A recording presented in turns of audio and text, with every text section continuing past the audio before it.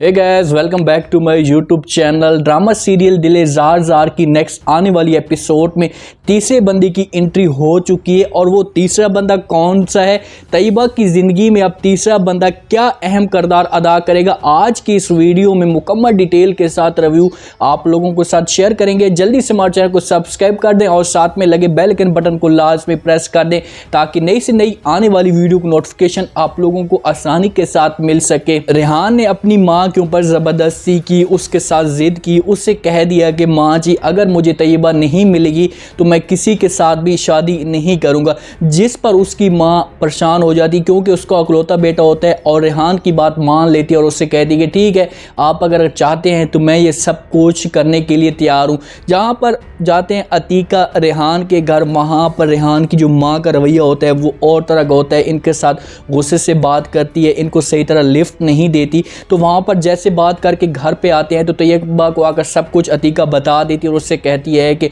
आप रेहान की जो माँ थी उसका बात करने का अंदाज़ ठीक नहीं था, मुझे ऐसा लग रहा था कि उसका दिल नहीं था। जैसे तैयबा ये बात सुनती है तो फ़ौरन अतीका को जवाब देती है, उससे कहती है कि माँ जी मैंने आपको पहले भी कहा था, रेहान ने अपनी माँ को ज़बरदस्ती राज़ी किया है और उसका दिल मेरे साथ शादी करवाने पर नहीं था। रेहान की ज़िद की वजह से उसने ये बात मान ली है, लेकिन आपको परेशान होने की कोई भी ज़रूरत नहीं है।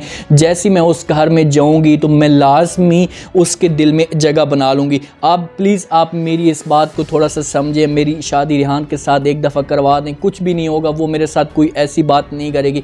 जैसे अतीका ये बात सुनती है तो फ़ौरन तैयबा को जवाब देती है, उससे कहती है अच्छा ठीक है आप बस करो, ज़्यादा आपको जज्बाती होने की कोई भी ज़रूरत नहीं है, ऐसा ऐसा हम आगे सारी बात चलाएँगे, असमील साहब को बोलूँगा, उसके बाद फिर मंगनी की जो डेट होगी वो फाइनल हो जाएगी। फिर तैयबा बहुत ज़्यादा खुश हो जाती है। अगले दिन रेहान और तैयबा की कॉल पे एक दूसरे के साथ बात कर रहे होते हैं तो वहाँ पर रेहान तैयबा को सब कुछ बता देता है। उससे कहता है कि तुम्हें इस बात का नहीं पता कि मैंने अपनी माँ को कितनी मुश्किल के साथ राज़ी की है, वो तुम आपके साथ मेरा रिश्ता करवाने पे बिल्कुल भी राज़ी नहीं थी। तैयबा ये बात सुनती है तो रेहान को समझाती है और उससे कहती है कि बस एक दफ़ा मुझे उस घर में आ जाने दो, उसके बाद मैं आपकी माँ की खिदमत करूँगी, उसके आगे पीछे घूमूंगी तो मुझे पूरा यकीन है कि मैं उसके दिल में ज़रूर घर बना लूँगी। मंगनी की डेट फाइनल हो जाती है। तैयबा और रेहान की डेट का टाइम आ चुका होता है कि भाई अब इन दोनों की शादी करवानी है या मंगनी करवानी है। तो वहाँ पर तैयबा रईस को कॉल करती है क्योंकि रईस अतीका से बहुत ज़्यादा नाराज़ होता है, अतीका भी रईस से बहुत ज़्यादा नाराज़ होती है। एक दूसरे का कब से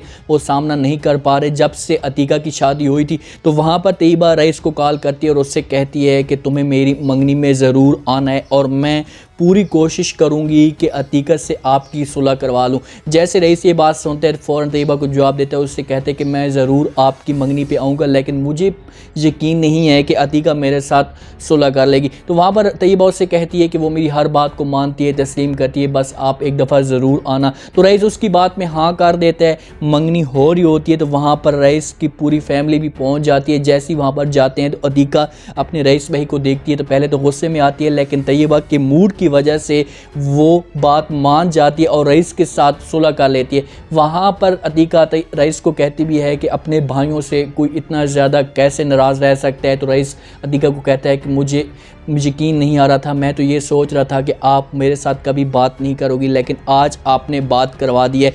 तैयबा का अहम किरदार था रईस और अतीका को आपस में मिलवाने का। वहाँ पर जब मंगनी हो रही होती है, रेहान तैयबा को मंगनी अंगूठी पहना देता है। यहाँ पर रईस और तैयबा की आपस में इतनी फ्रेंडशिप बन जाती है, इतनी आपस में क्लोज हो जाते हैं कि एक दूसरे के साथ बातें शेयर करने लग जाते हैं।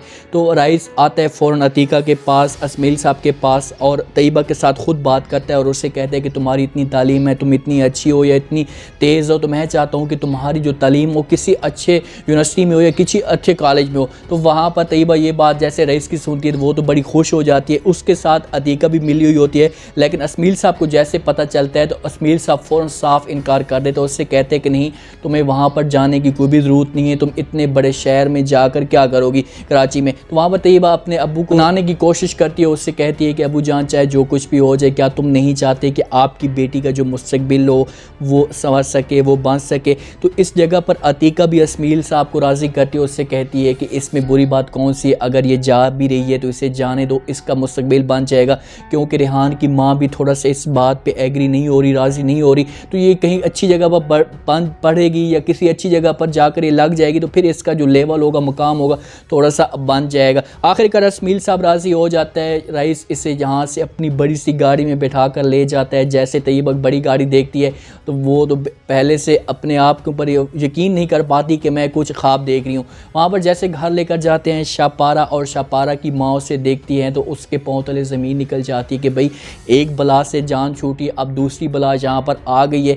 तो शापारा की माँ रईस को कहती है कि इसको इतनी बड़ी यूनिवर्सिटी में पढ़ाने का क्या फ़ायदा, इसके ऊपर लाखों रुपए खर्च होंगे, चाहे इतना इसके ऊपर पैसा लगेगा, तो इससे बेहतर है किसी अच्छी सी यूनिवर्सिटी में या छोटी सी यूनिवर्सिटी में अपने गाँव में जाकर पढ़ती या अपने शहर में जाकर पढ़ती। जैसे रईस ये बात सुनता है तो फ़ौरन शापारा की माँ को जवाब देता है, उससे कहता है कि पप्पू कोई बात भी नहीं, इस लड़की पे जितना भी खर्चा होगा वो मैं सारा खर्चा खुद उठाऊंगा।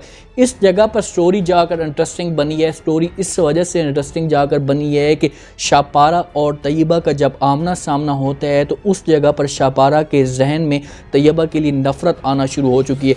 यहाँ पर शापारा पूरी कोशिश करेगी तैयबा को यहाँ से निकालने की, लेकिन रईस तैयबा के मज़ीद करीब तर होता जा रहा है।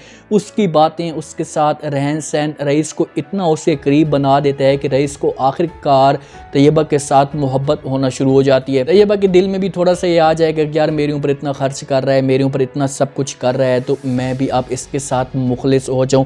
और तैयबा ऐसा ऐसा अपनों को भूल जाओगी। शोभी को तो वो भूल चुकी है। जिस वक्त सामान पैक कर रही होती है शोभी उसके पास आता है, शोभी बेचारा देख कर खड़ा होता है, लेकिन शोभी को उससे तरह लिफ्ट ही नहीं देती और वहाँ से चली जाती है। तो अब ऐसा ऐसा स्टोरी जो है वो बड़ी इंटरेस्टिंग बनती जा रही है। आप लोगों को अब इस ड्रामे में बहुत ही ज़्यादा मज़ा आने वाला है, क्योंकि स्टोरी में अब ऐसे हर एक पॉइंट ऐसा बनता जा रहा है कि इंटरेस्टिंग एक सीन बनते जा रहे हैं। तो उम्मीद है आज का ये रिव्यू, आज का ये प्रोमो आप लोगों को पसंद आया होगा। आपने कमेंट सेक्शन में अपनी लाजमी देनी और बताना है कि आपको क्या लगता है कि क्या तैयबा रईस के साथ वहाँ जाकर हमेशा के लिए पीछे वालों को भूल जाएगी, रेहान और शोभी को, या ऐसा कुछ भी नहीं होगा। कमेंट सेक्शन में अपनी लाजमी दे, चैनल को लाइक सब्सक्राइब लाजमी कर दें, अपना खास ख्याल करें, दुआओं में याद रखें। मुझे दी इजाज़त, अल्लाह।